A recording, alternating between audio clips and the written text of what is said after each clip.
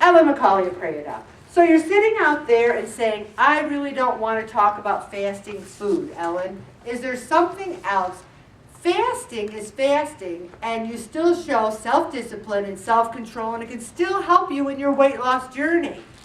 So there's 30 ways to grow spiritually from Lent, and they're not fasting from food. You can change your life for God, not sacrifice things you like coffee and candy. Maybe that's good. You can do that. But what can you really do to get closer to God? I love this. After all, isn't the entire point of life to give God glory? Oh my gosh, who walks around going, hey, what's the purpose of life? Well, I want a really good 401k and a really good retirement plan. I want to be laying on a beach, drinking a Mai Tai when I'm 68. Is that the purpose of life, what most people think? Do many people say, give God the glory? Let's think about that. The point of Lent is to do something that betters your life and brings you closer to the Lord. Just what Father Lyon said. And this is interesting. Take a break from social media.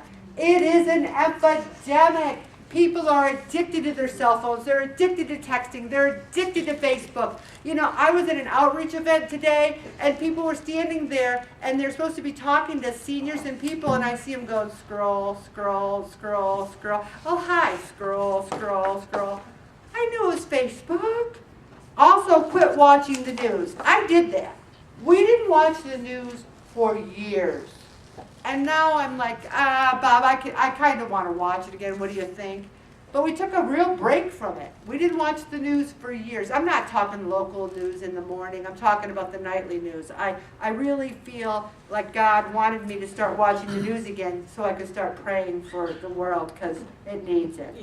Also, pray the rosary. 3 years ago, I decided for Lent that I was going to pray the rosary every day. So call that a fast. Call it a fast from not praying the rosary every day. Well, I liked it so much that I'm doing an extended fast because I've said the rosary every day for 3 years. And I love it.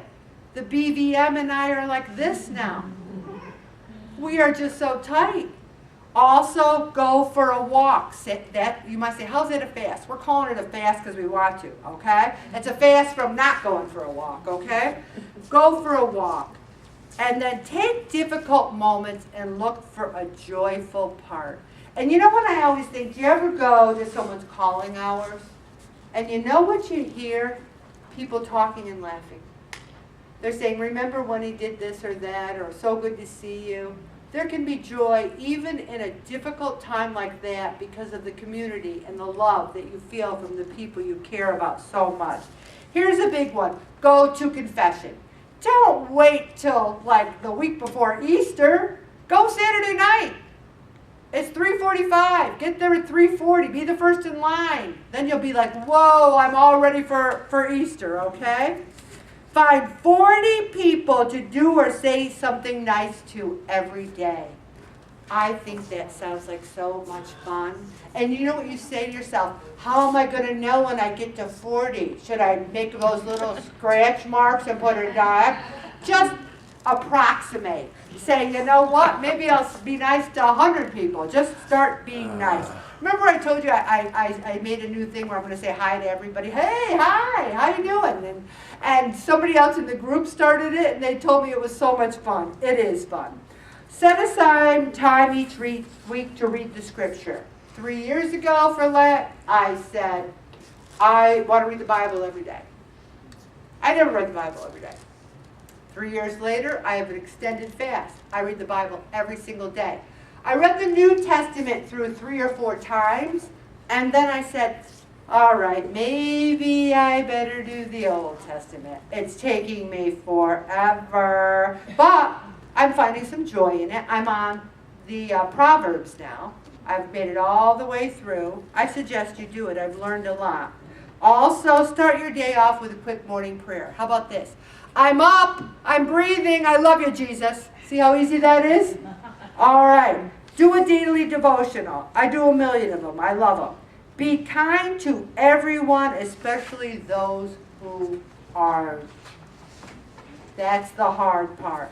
buy an extra coffee or breakfast sandwich, give it to someone on the street. That's kind of crazy. Or buy it for someone who's behind you in line. This I don't think I could ever do.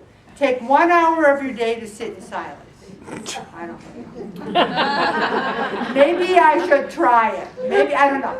But the trouble with me is, even if I'm pretending I'm sitting there in silence, my mind's going, just shut off my mind. I even start saying, Jesus, Jesus, over and over again, and then I'm doing pretty good, and then all of a sudden it keeps going. But I'm going to work on that. Show your family the joy of working on a relationship by being an example of love and happiness. Harder said than done. Examine your struggles and try to find what God is showing you through them. I struggled with my weight my whole life. My whole life. Ellen Bellin the watermelon, McCauley Mountain. They called me every name under the sun. And at 53 years old, I started this group, coming off 371, started it at 338.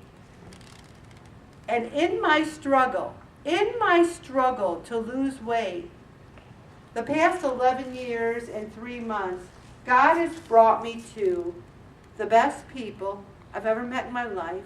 We're on this journey together, and my faith is so much stronger. And he wanted to say to me, losing weight's one thing, Ellen, but what about your faith? What about your relationship with me?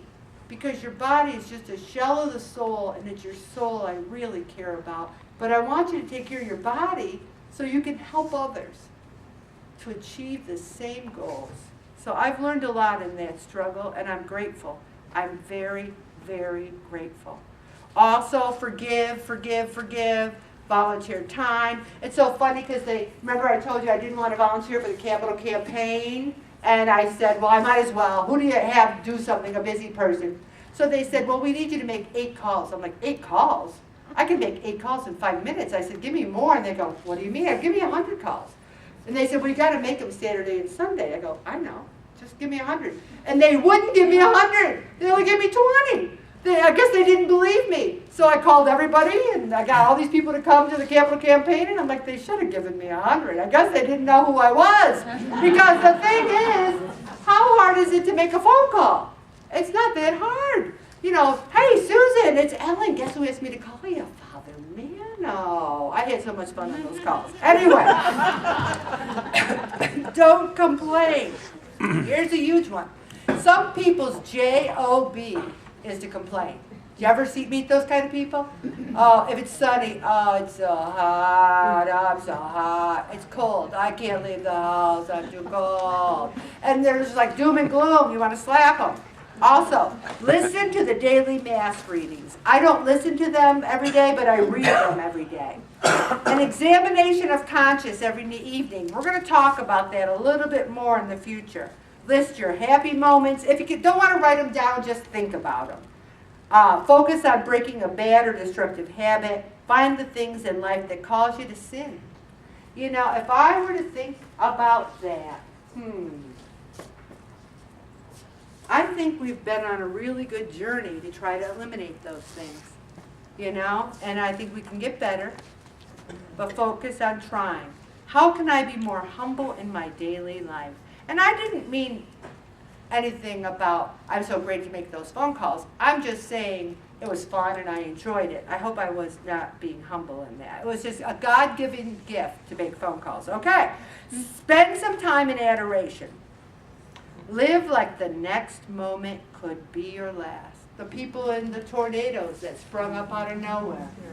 You know, when you look at the news or you read the paper, the prayer you make every morning where you say, I'm up, I'm alive, that's something to be grateful for.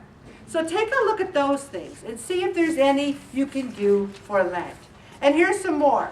Now, they talk about, I didn't realize this is supposed to be for a teenager, but it doesn't matter. The most important thing is that it talks about doing something meaningful to you. If you give up social media and you don't have an iPhone and you're not on Facebook, what are you giving up? You have to give up something that's meaningful to you. If I gave up chocolate, it would mean nothing. I haven't had chocolate in 12 years. You got to give up something that's meaningful to you. How about television? Yikes.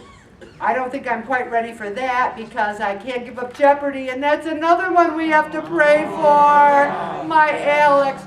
I love you, Alex. He's going to beat this. I have a feeling he is. I'm praying for him. Video games. I don't do video games, but I like to play poker on my iPad. Gave it up for Lent, and I really miss it. I love playing poker on my iPad.